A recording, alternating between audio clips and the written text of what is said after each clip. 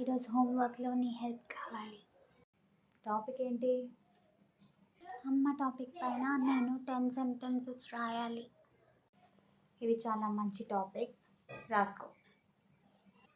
First sentence వచ్చి my mom is best. Okay. My mom is best. She works hard.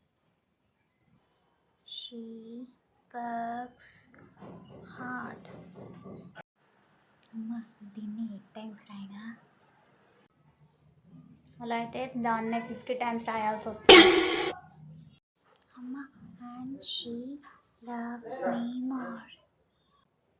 అబ్బా ఇప్పుడు తెలిసిందిరా నీకు నా విలువ. ఎందుకంటే టాపిక్ నీ గురించి కాబట్టి. ఏంటి? ఏం లేదమ్మా, my mom is very best అంటున్నా. అలా రా దారికి, అమ్మ విలువ ఏంటో తెలుస్తుంది.